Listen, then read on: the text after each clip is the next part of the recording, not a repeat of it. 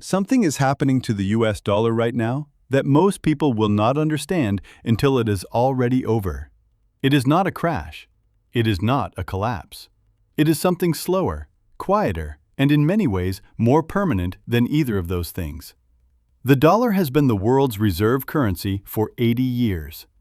That means every country on earth has needed dollars to buy oil, to trade internationally, and to store national savings. That single fact is the reason America can borrow unlimited money at low interest rates, run the world's largest military, and print currency without immediately causing hyperinflation. It is the most powerful economic privilege any country has ever held in history. And right now, for the first time since 1945, that privilege is being deliberately and systematically dismantled. Not by accident, not by economic failure, but by a coordinated group of countries that have decided they no longer want to play by America's rules. By the end of this video, you will understand exactly what is happening, why it is accelerating in 2026, and, most importantly, what the people who understand this are actually doing about it. Because this is not a story about governments and economists. It is a story about what your savings, your salary, and your financial future are worth in a world where the dollar is no longer king. To understand why the dollar is being challenged right now, you first need to understand how it became so powerful in the first place. Because it did not happen naturally. It was decided, in a single room, at a specific moment in history. The year was 1944. The place was Bretton Woods, New Hampshire. The Second World War was not yet over, but the Allied victory was looking increasingly certain, and the major Western powers were already meeting to decide what the post-war financial system would look like. America arrived at that meeting in the strongest possible position. While Europe had been devastated by 6 years of war, the American economy had boomed. America held the majority of the world's gold reserves.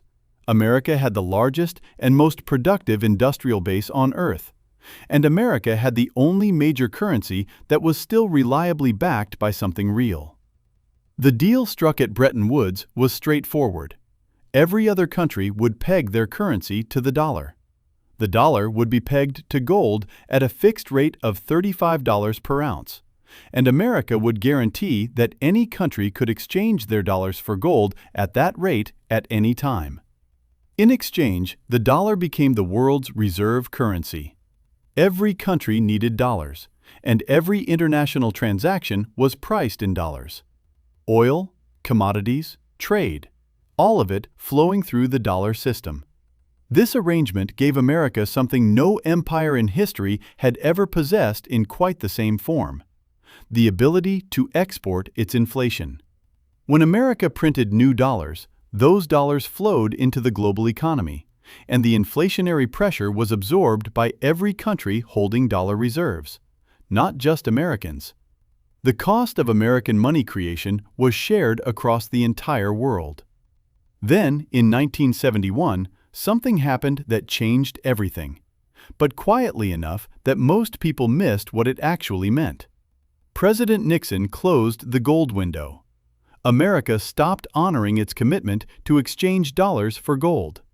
The dollar became backed by nothing except the full faith and credit of the United States government, meaning it became backed by a promise rather than a physical asset. Every other country in the world had two choices: accept the new arrangement or build an alternative. In 1971, there was no realistic alternative, so they accepted. But that acceptance planted a seed of resentment that has been growing ever since. And in 2026, that seed has become something much harder to ignore. For 50 years after 1971, the dollar system held because there was simply no credible alternative. Countries might have resented American monetary dominance, but resentment without options is just noise. What changed is that the options are no longer theoretical. The BRICS bloc, Brazil, Russia, India, China, and South Africa, now represents over 40% of the world's population and roughly 30% of global GDP. In 2024, they formally expanded to include Saudi Arabia, the UAE, Iran, Ethiopia, and Egypt. That expansion was not accidental. It was the most significant structural challenge to dollar dominance since Bretton Woods. Here is why Saudi Arabia's inclusion specifically matters more than almost anything else in this story. The petrodollar system, the arrangement where oil is priced and sold exclusively in dollars, is the single most important pillar supporting dollar reserve status today. It was negotiated in 1974 between the Nixon administration and the Saudi government, in a deal that has never been fully declassified. America offered military protection and weapons. Saudi Arabia agreed to price all oil sales in dollars and recycle the profits back into American Treasury bonds. That deal created a permanent global demand for dollars. Every country that needs oil, which is every country on Earth, needs dollars to buy it. That artificial demand is what has allowed America to run trade deficits, print money, and maintain reserve currency status long after the economic fundamentals that justified it in 1944 had eroded. Saudi Arabia joining BRICS is a direct signal that the petrodollar arrangement is no longer as secure as it has been for 50 years. And it is not just Saudi Arabia. China and Russia have been settling bilateral trade in yuan and rubles since 2022. India is buying Russian oil in rupees. Brazil and China signed a trade agreement in 2023 to bypass the dollar entirely. The ASEAN nations are actively discussing regional currency arrangements that reduce dollar dependency. None of this has replaced the dollar yet, but the direction is unmistakable, and the speed is accelerating. Now here is the part of this story that most financial content completely ignores, and it is arguably the most important development of all. While BRICS de-dollarization gets most of the headlines, a parallel shift is happening at the technological level that could ultimately be more transformative than any geopolitical realignment. Central bank digital currencies, CBDCs, are digital versions of national currencies issued directly by central banks. As of 2026, over 130 countries are in various stages of researching, piloting, or launching their own CBDC. China's digital yuan is already in active circulation across multiple cities with hundreds of millions of users. On the surface, this sounds like a technical upgrade, just a digital version of existing money. But the implications go much deeper than that. A CBDC is not like the digital money in your bank account today. Your bank balance is a claim on your bank, which is a claim on the broader financial system. A CBDC is a direct claim on the central bank itself, cutting out the commercial banking layer entirely. This matters for dollar dominance because it creates the infrastructure for international settlements that completely bypass the existing dollar-based system. Two countries trading with each other using CBDCs do not need a correspondent bank in New York. They do not need SWIFT, the messaging system that currently underpins almost all international financial transactions, and which America has used as a geopolitical weapon by cutting off countries like Iran and Russia. They do not need dollars at all. China understands this explicitly. The digital yuan was not designed primarily for domestic convenience.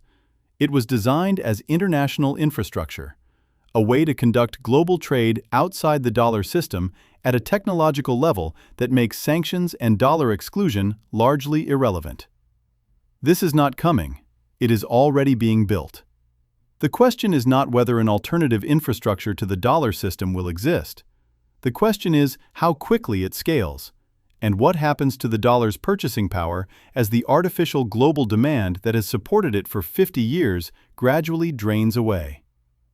Here is where this stops being a story about geopolitics and becomes a story about your life specifically. When the dollar loses reserve currency status, not if, when, because no reserve currency in history has held that status permanently, the consequences for ordinary Americans and for everyone holding dollar-denominated savings around the world are direct and significant. The most immediate consequence is inflation.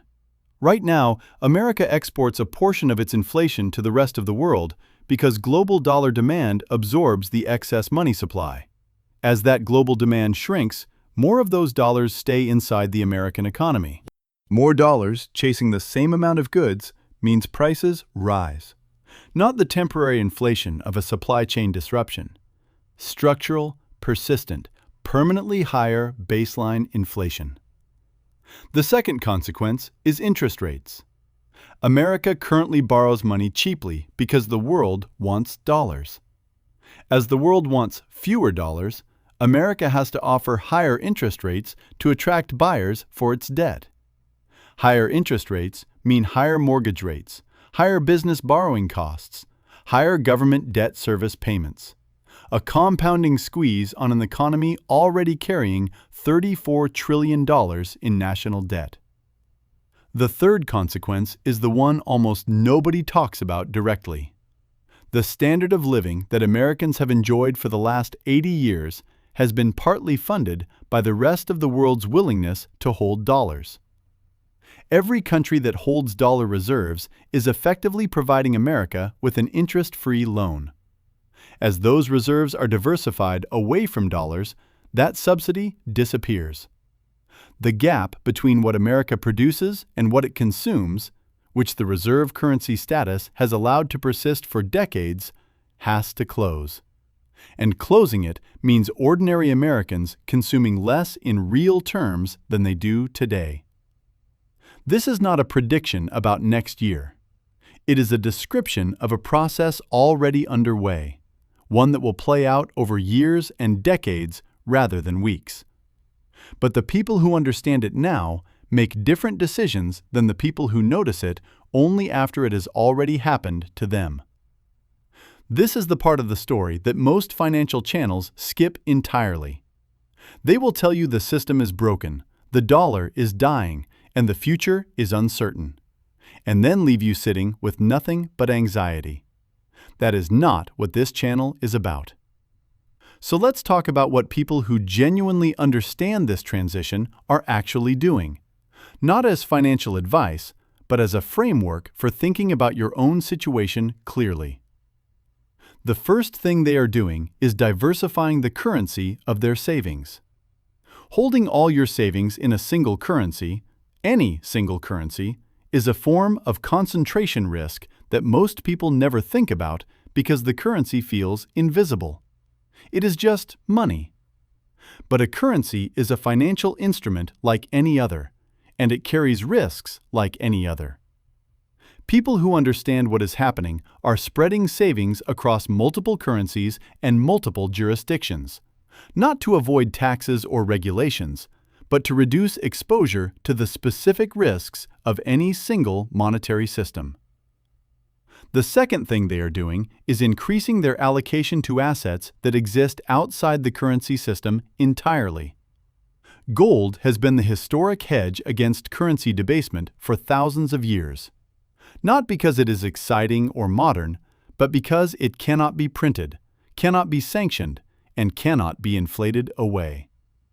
Central banks around the world have been buying gold at the fastest rate in 50 years since 2022. That is not a coincidence.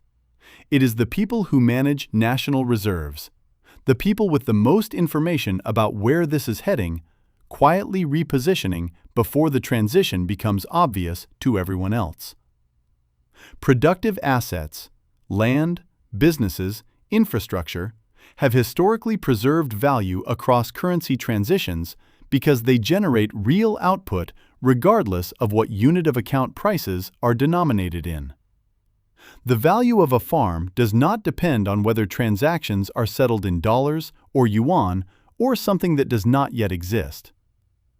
The third thing they are doing is paying attention to things most people deliberately ignore.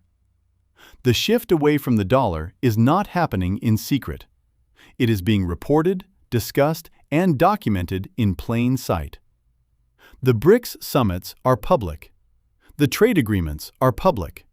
The CBDC development timelines are public, and the central bank gold purchases are public. The information is available to anyone willing to look for it. The gap is not between people who have access to secret information and people who do not. The gap is between people who have a framework for understanding what the publicly available information actually means, and people who do not. That framework is exactly what this series has been building. And here is the genuinely empowering part of this story. Currency transitions, and there have been many throughout history, from the Dutch guilder to the British pound to the dollar itself, do not destroy wealth uniformly. They redistribute it. From people who were positioned for the old system to people who were positioned for what comes next. The British pound lost its reserve currency status in the mid-20th century. Britain, as a country, experienced a painful adjustment. But individual British citizens who understood what was happening and held assets outside the pound system came through that transition with their wealth largely intact. The people who suffer most in a currency transition are always the same people.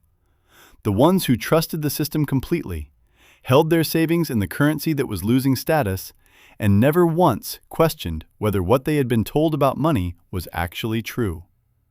You are not one of those people anymore. 80 years ago, a group of men in a hotel in New Hampshire decided that the dollar would be the world's currency. They made that decision because America was the most powerful economy on earth, and the dollar was the most trusted currency in the world. Both of those things are still true today, but the gap is closing. And the infrastructure for a world that needs the dollar less is being built right now, in Beijing, in Riyadh, in Moscow, and in the digital architecture of over 100 central banks simultaneously. This is not the end of America. It is not the end of the dollar. It is the end of a specific arrangement that has shaped every aspect of global finance for 80 years, and the beginning of something that nobody has fully designed yet. The people who come through that transition well are not the ones with the most money. They are the ones who understood what was happening while there was still time to think clearly about it. You now have that understanding. What you do with it is entirely up to you.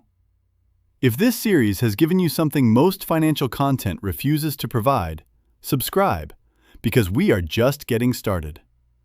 The next video asks the question that connects everything we have covered across these 4 videos into a single answer. Who benefits when the dollar loses its throne?